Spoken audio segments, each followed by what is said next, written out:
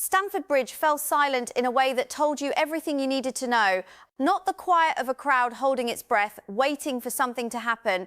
This was the silence of disbelief, of frustration, of fans watching a team that simply had no answers.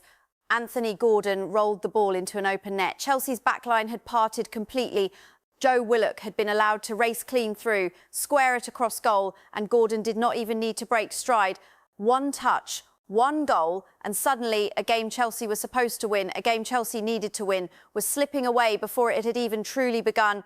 This was not Paris Saint-Germain, this was not Arsenal, this was Newcastle United, a team that had not won at Stamford Bridge since May 2012, a team that came to West London not to dominate, not to outplay Chelsea, but simply to defend, stay compact and hit on the counter, and it worked perfectly. By the time the half-time whistle blew, Liam Rosignol, who had been animated and vocal on the touchline in previous weeks, was slumped in his seat.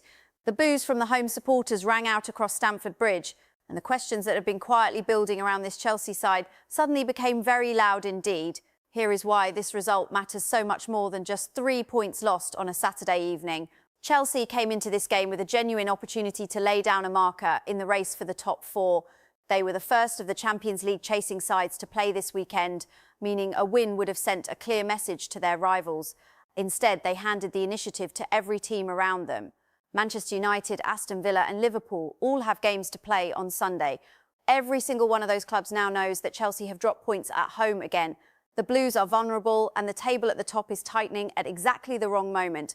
If you want the kind of deep, honest analysis that actually explains what is happening at your club, not just the headlines, but the reasons behind them, then hit that subscribe button right now. This channel breaks down Chelsea story by story, game by game, with no spin and no shortcuts. Subscribe to Maya on Chelsea and stay with me because this story gets deeper. Let us start with what actually happened on the pitch because the tactical picture is important.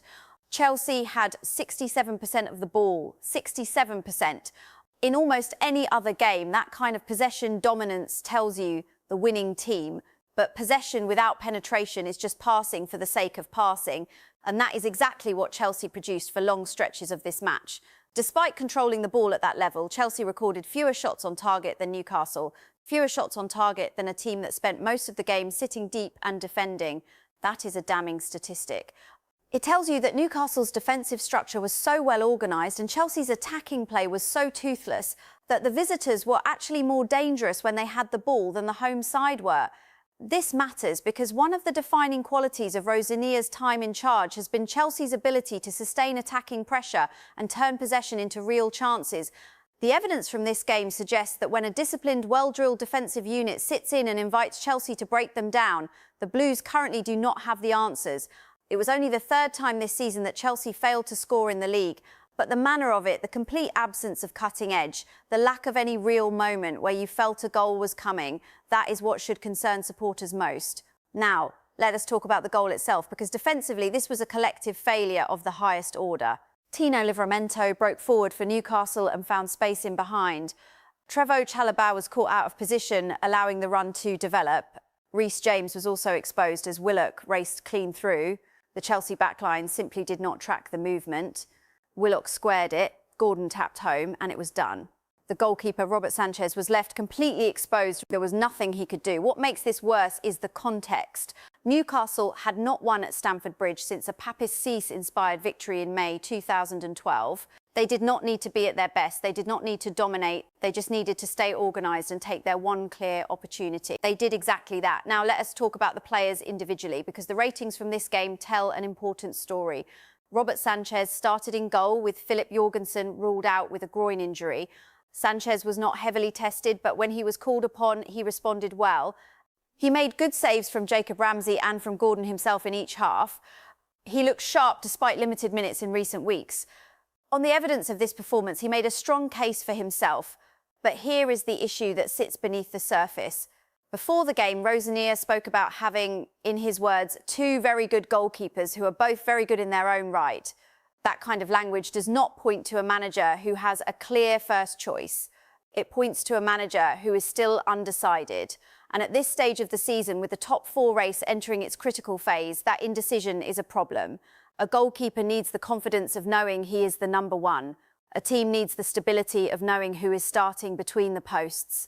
Right now, that clarity does not exist at Chelsea. Reece James was one of the better performers on the day. He was cleared of any wrongdoing after a VAR check for a possible penalty in the first half.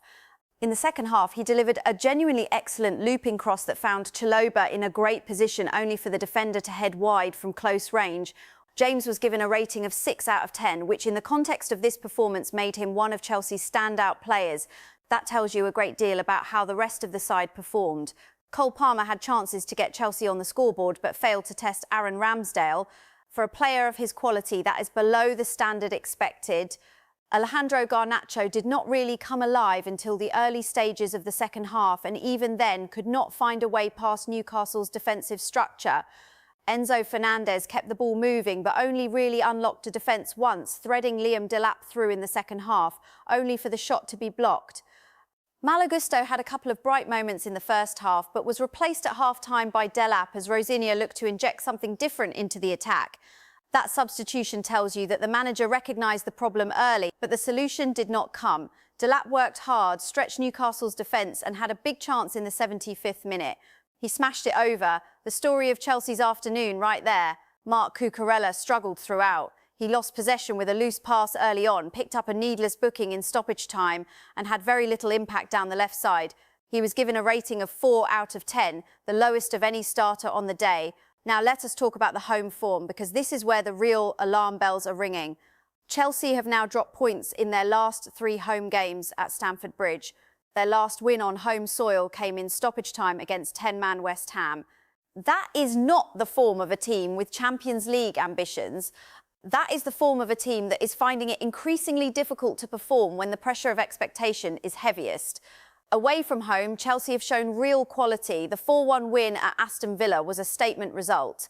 Even in the Champions League, away to Paris Saint-Germain, the current holders, Chelsea looked confident and unafraid. They took risks in possession, they were sharp when chances came, and they showed genuine character. But at Stamford Bridge, the dynamic changes, the expectation of the home crowd, the weight of having to perform, something is shifting. And right now, Rosenior needs to find the answer to why his team is so different at home compared to away. Let us also address the broader situation, because this defeat has implications that go well beyond the result itself. Chelsea faced Paris Saint-Germain in the Champions League last 16 second leg on Tuesday, the 17th of March. They go into that game needing to overturn a 3-goal deficit after the 5-2 defeat in the first leg. That is an enormous task against the current club World Cup winners.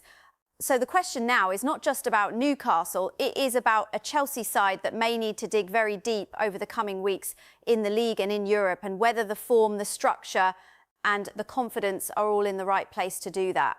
After the Newcastle defeat, Rosenior's tactical tweaks had little effect. The manager himself went from animated to deflated within the space of 45 minutes.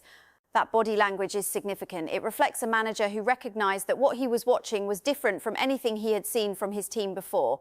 The situation is this. Under Rosenior, Chelsea have almost always shown character.